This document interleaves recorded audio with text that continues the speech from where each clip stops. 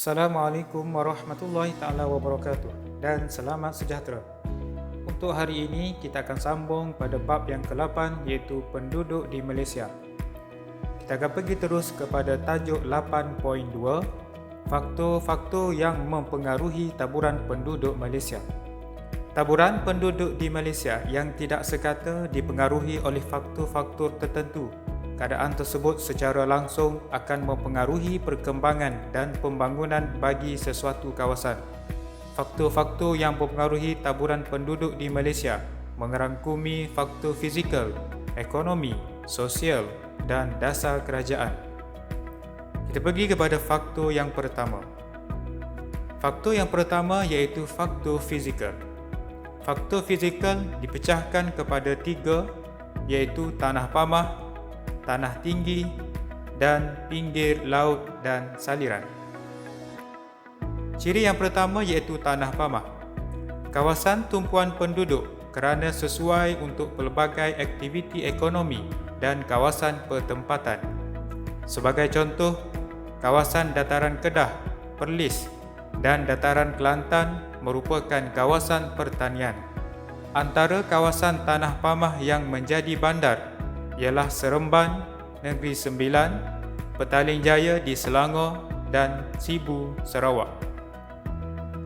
Ciri yang kedua dalam faktor fizikal ialah tanah tinggi. Kawasan ini kurang menjadi tumpuan penduduk akibat darjah ketersampaian yang rendah.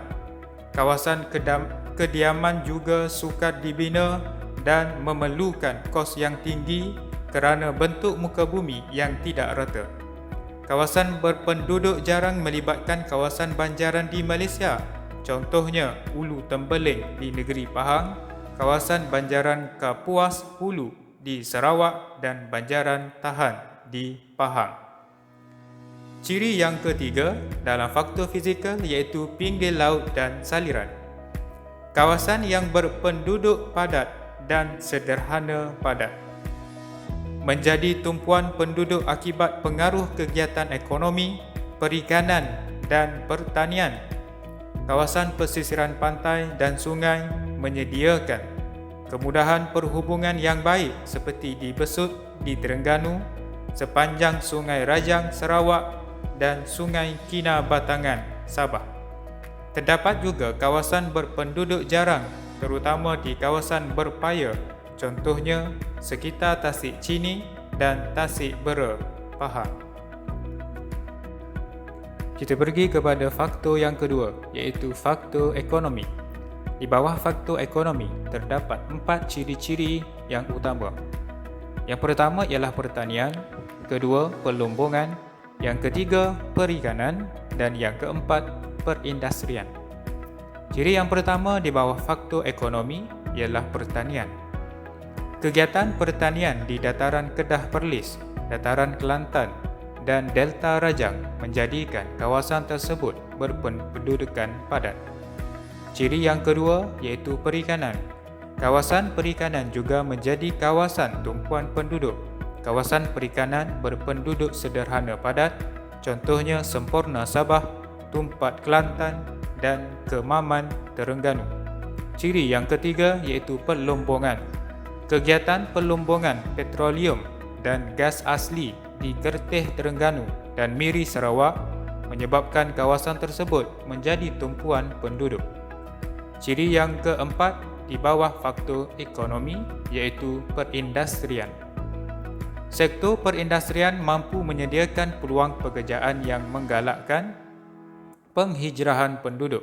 Sebagai contoh, kawasan perindustrian di Bayan Lepas Pulau Pinang, Shah Alam di Selangor, Batu Berendam di Melaka dan Nilai di Negeri Sembilan.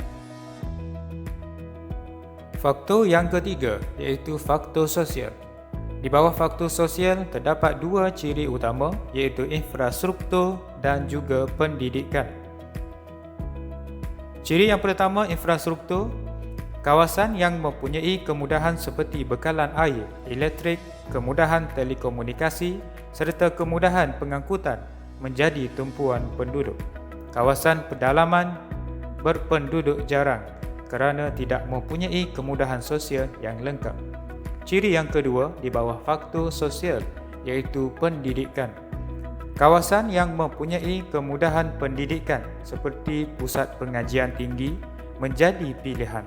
Sebagai contoh, Universiti Pendidikan Sultan Idris di Tanjung Malim, Perak serta Universiti Teknologi Malaysia UTM di Skudai, Johor dan Universiti Kebangsaan Malaysia UKM, Bangi, Selangor.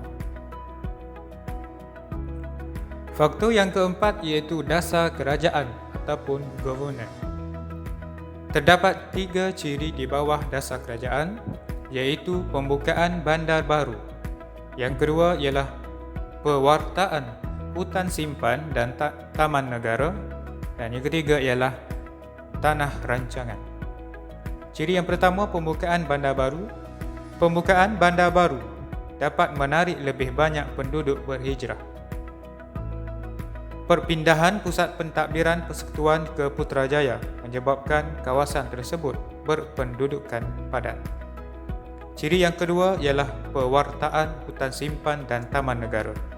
Langkah kerajaan mewartakan kawasan tertentu sebagai hutan simpan dan taman negara demi kelestarian alam menjadikan kawasan tersebut berpendudukan jarak.